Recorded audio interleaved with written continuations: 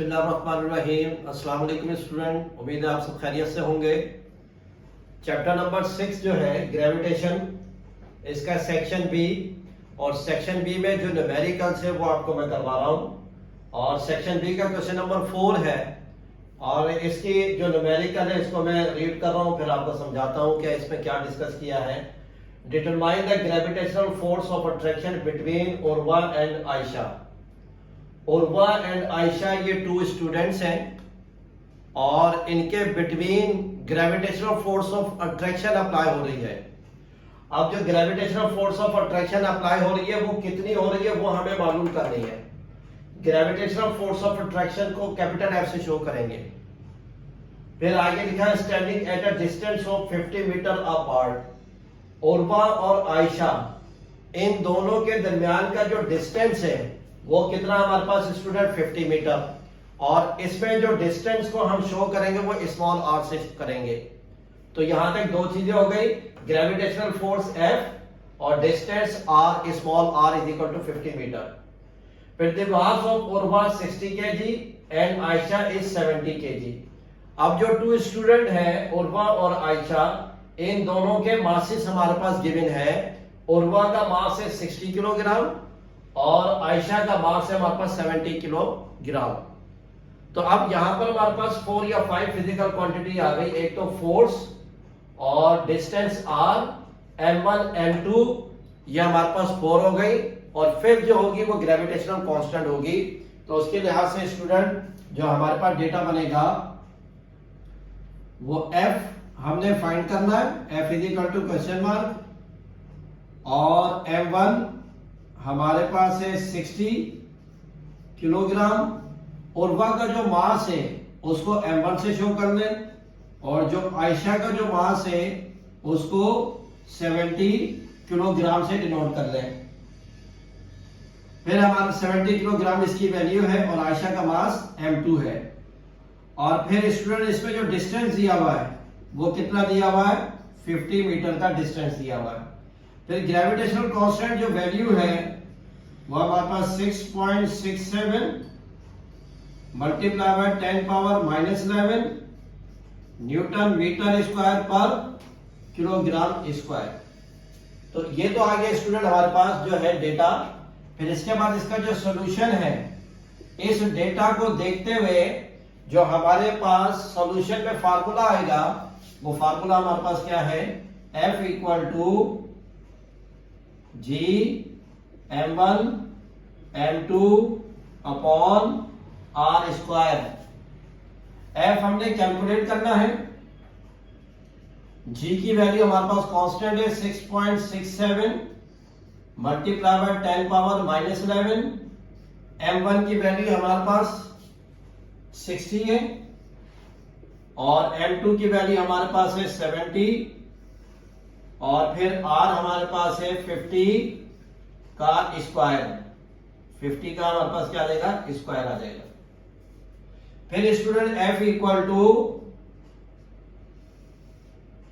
6.67 multiply by 10 power 11, then multiply by 60 multiply by 70, और 50 का square 2500 square. ये 2 0 से 2 0 कैंसिल हो गए। फिर F equal to 6.67 multiply by 10 power -11, 6 7 दा 42, और डिवाइडेड बाय 25। इसके बाद जो इसकी कैलकुलेशन जो आएगी हमारे पास,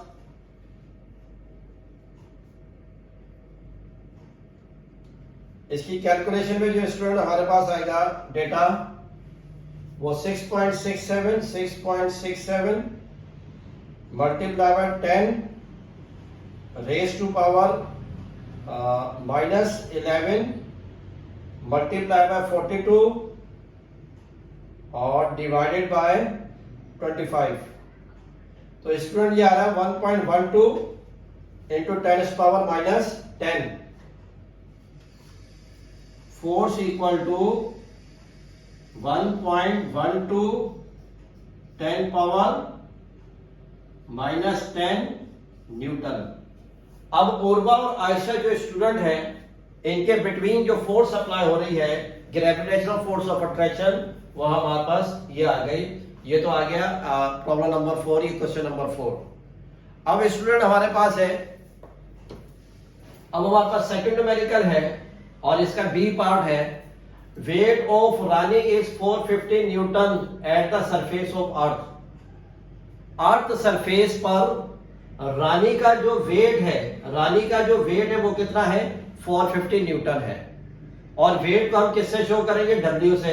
तो इसका मतलब ये W यानी कि वेट की वैल्यू आ गई है हमारे पास। फिर आगे स्टूडेंट हमारे पास फाइंड हर मास। अब रानी का जो वेट अर्थ सरफेस पर 450 है, तो इस रानी का मास अर्थ सरफेस पर कितना होगा वो हमें फाइंड करना है। तो इसके लिहाज से जो स्टूडेंट डेटा बनेगा, weight equal to mass into gravity. Data में जो हमारे पास चीजें आ जाएंगी, W equal to 450 newton, mass हमें फाइंड करना है, और ग्रेविटी हमारे पास, अर्थ की जो अपनी ग्रेविटी है वो हमारे पास 10 मीटर पर सेकंड स्क्वायर है। तो ये तो आ गया हमारे पास स्टूडेंट प्रॉब्लम के लिहाज से, इस प्रॉब्लम के लिहाज से ये डेटा आ गया हमारे पास। सॉल्यूशन, इस डेटा को देखते हुए हम फार्मूला सेट करेंगे, W इक्वल टू mg। ये हमारे पास इसका फार्मूला आ गया। वेट हमारे पास गिवन है स्टूडेंट 450, मास हमने फाइंड करना है, और ग्रेविटी हमारे पास कितनी है? 10। अब ये जो 10 है मास से मल्टीप्लाई हो रहा है, इधर आके स्टूडेंट क्या हो जाएगा? डिवाइड हो जाएगा।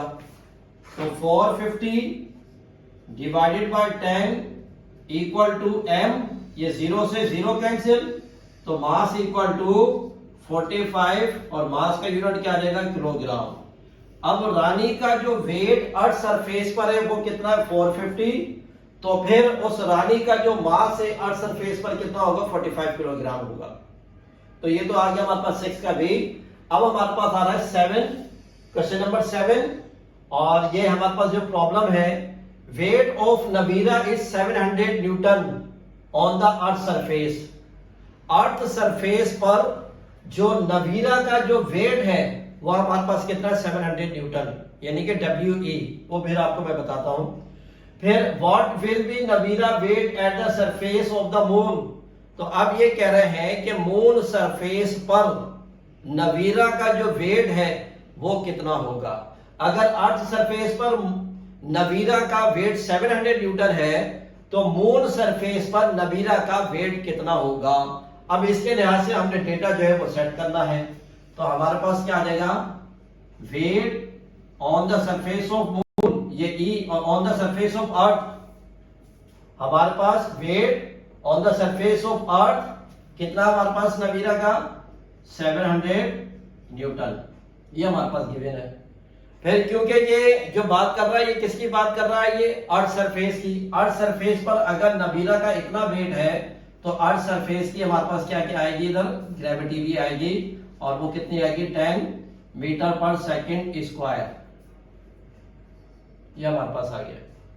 ये दो चीजें हो गई स्टूडेंट। अब हमें मालूम क्या करना? Nabira weight at the surface of moon. हमारे पास weight at the surface of moon, ये हमें मालूम करना है। ये तो आ गया स्टूडेंट हमारे पास, इसका डेटा आ गया। अब इसके लिहाज से हम इसका सॉल्यूशन करते हैं। तो सॉल्यूशन में हमारे पास, अब हमारे पास सबसे पहले वेट का फार्मूला लगेगा ना। जनरल फार्मूला वेट का क्या है? W is equal to mg, ये जनरल फार्मूला है। अब ये जो फार्मूला मैं अप्लाई करूंगा वो किसके लिहाज से होगा? अर्थ के लिहाज से, क्योंकि अर्थ सरफेस पर नबीरा का वेट हमारे पास गिवन है। तो वो हमारे पास कितना है? 700 न्यूटन। मास हमारे पास गिवन नहीं है, और gravity at the surface of earth is 10। अब ये 10 जो है स्टूडेंट मास से मल्टीप्लाई हो रहा है, इधर आके क्या हो जाएगा? इससे डिवाइड हो जाएगा।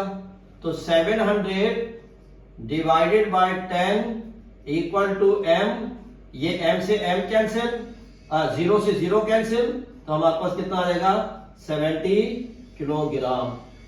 अब नवीरा का जो मास अर्थ सरफेस पर आया है वो कितना आया है 70 किलोग्राम हमारे पास आया है।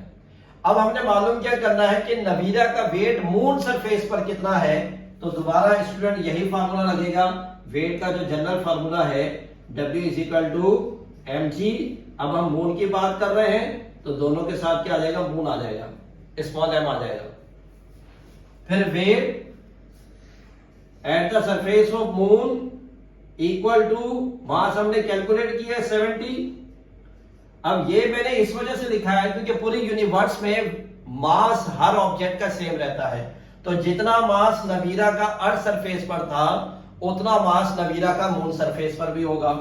तो अब हमारे पास क्या होगा, gravity at the surface of moon कितनी होती है 1.6, तो weight at the surface of moon equal to, इसको मल्टीप्लाई कर लें, इसको मल्टीप्लाई कर लें स्टूडेंट, तो हमारे पास इसका आंसर आ जाएगा 70 मल्टीप्लाई बाय 1.6, 70 मल्टीप्लाई बाय 1.6, तो स्टूडेंट इसका आंसर आ रहा है हमारे पास 112 न्यूटन।